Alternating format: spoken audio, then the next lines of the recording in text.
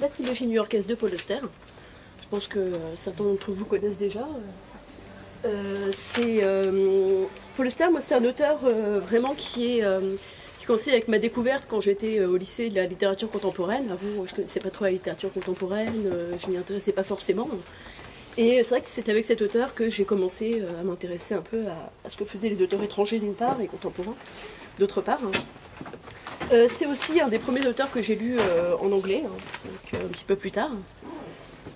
Ce livre, donc la trilogie new-yorkaise, c'est comme son nom l'indique un ouvrage qui est vraiment très lié à la ville de New York, donc on retrouve un peu notre côté urbain.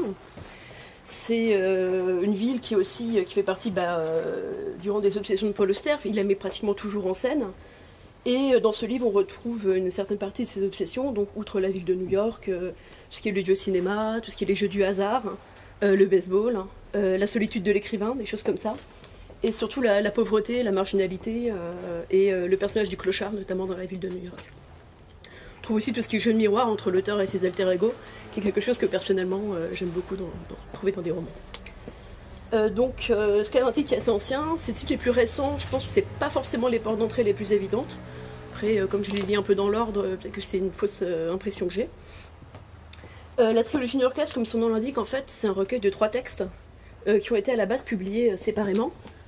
D'ailleurs, là, j'ai le poche du premier, un petit poche. C'est deux courts romans et puis une grosse nouvelle, en gros, qui s'intercale au milieu. Pour moi, ils ont vraiment un bon panorama. Donc, on retrouve l'écriture de Paul Auster, qui est d'apparence toujours très simple, mais qui est vraiment dans la recherche. Et son goût pour l'intrigue, au sens polar du terme, au sens enquête, en fait. Donc, Paul Auster aime bien jouer sur l'image du détective privé. Donc, la ville est vraiment présentée comme une espèce de terrain de chasse, le terrain de la filature.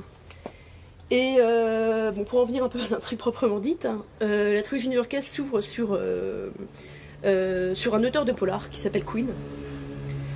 Il écrit sous un pseudonyme, William Wilson, et un jour, il reçoit un coup de téléphone mystérieux de quelqu'un qui veut absolument parler au détective Paul Auster. Donc déjà, on commence un peu à se perdre entre les différents alter ego. Donc au début, Quinn dit « bah non, c'est pas au bon numéro », il raccroche, il fait sa vie, tout ça, mais la personne insiste, et à chaque fois veut parler au détective Paul Auster parce que la personne a une affaire à lui confier. Donc finalement, Quinn, un peu par ennui, par désœuvrement, il décide de se prendre au jeu, et un jour, il décroche en disant « oui, je suis Paul Auster, qu'est-ce que je peux faire pour vous ?» Et du coup, il va s'emparer d'un cas pour le résoudre, en essayant de le résoudre. En l'occurrence, le cas, ça va être de surveiller un vieil homme qui s'appelle Stillman, qui est récemment sorti de prison, et le but c'est de s'assurer qu'il ne va pas s'en prendre à son fils, puisque le Stillman en question s'est retrouvé en prison suite au mauvais traitement qu'il a infligé à son fils, Peter Stillman. Donc en fait il l'a enfermé dans un cabinet sombre sans lumière, sans lui parler, en lui interdisant le recours à la parole, pour essayer de trouver le langage originel en fait, que pourrait avoir l'être humain privé de tout contact, toute communication. Donc la filature, c'est vraiment le fil rouge qui va relier les 3 textes de la trilogie. Et chacun de ces 3 textes va vraiment apporter un éclairage nouveau à cette situation de base, qui est celle d'un personnage qui surveille un autre. Donc l'autre fil rouge, c'est New York, bien entendu. Et d'ailleurs, dans le deuxième texte, le plus court, qui s'appelle Revenant, les personnages sont vraiment réduits à des noms de couleurs, en fait. C'est-à-dire on a un bleu qui surveille noir sur les ordres d'un certain blanc. Donc c'est vraiment l'épure du roman détective, tout est réduit à sa plus simple expression, mais pourtant on a le pont de Brooklyn qui reste le pont de Brooklyn, tous les points géographiques, tous les repères new-yorkais qui restent complètement fixes. Donc tous les rôles en fait finalement sont interchangeables, mais il y a vraiment certaines histoires qui ne peuvent se dérouler qu'à certains endroits et pas ailleurs. Donc pour nous c'est aussi un peu, attention pub, l'esprit qui anime notre collection Asphalte Noir. Et c'est vrai que je suis assez sensible au côté la ville qui est autre chose qu'un décor et qui fait partie prenante de l'ouvrage. Donc le troisième texte, je vais juste passer très rapidement dessus. C'est le seul à la première personne. C'est pas que je l'aime pas, mais c'est qu'en fait il donne toutes les clés des 2 premiers. Donc du coup je préfère pas trop en parler. On a des personnages qui réapparaissent, on a des allusions sur les personnages des 2 premiers textes, des choses comme ça. Et donc au final, à la fin du 3e texte, en sortant un peu du labyrinthe, on n'a pas forcément la réponse à toutes les questions, mais il y a beaucoup de liens qui se sont noués, hein, et j'avoue que même s'il y a des points qui restent ouverts à l'interprétation, j'aime assez quand un roman n'est pas complètement fermé et laisse des portes ouvertes pour l'interprétation. Donc voilà, donc si je peux faire un pont vers un ouvrage asphalte, donc pour l'importance donnée au lieu, Je penserai à un ouvrage de la collection Asphalte Noir, et notamment à Brooklyn Noir, puisque la trilogie new-yorkaise se passe surtout à Brooklyn. C'est le lieu de prédilection de l'auteur. Mais pour le principe de l'intrigue noire liée à un lieu, n'importe quel volume de la collection pourrait vous plaire, selon vos villes de prédilection, évidemment. Voilà, selon vos affinités pour tel ou tel lieu. Je pensais lire un court extrait, je sais pas si... Et je le fais seulement parce que tu le fais toi. Moi, j'avais pas envie, j'aime pas lire. Enfin, à votre voix. Oui, parce que ça, la lecture, c'est un peu... Enfin, j'ai fait semblant de le lire, je me suis dit, c'est bien, ça a l'air intelligent, tout ça.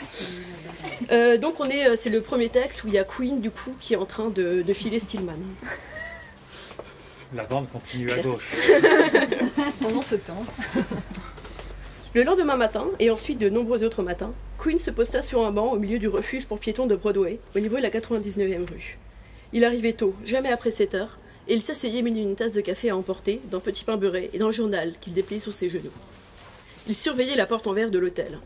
À 8 heures, Stillman sortait, toujours vêtu de son long manteau marron et portant un grand sac de voyage démodé. Pendant 2 semaines, le déroulement fut le même.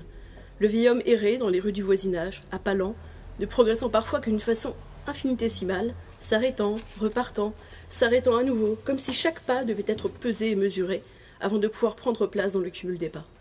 Se déplacer ainsi n'était pas facile pour Queen. Il était habitué à marcher de vive allure, et tous ces démarrages suivis de haltes, toutes ces façons de traîner, commençaient à lui peser comme s'il détraquait son rythme corporel. Il était le lièvre à la poursuite de la tortue, et sans cesse, il devait se rappeler à l'ordre pour se retenir. Ce que Stillman faisait dans ses pérégrinations demeurait un mystère pour Queen.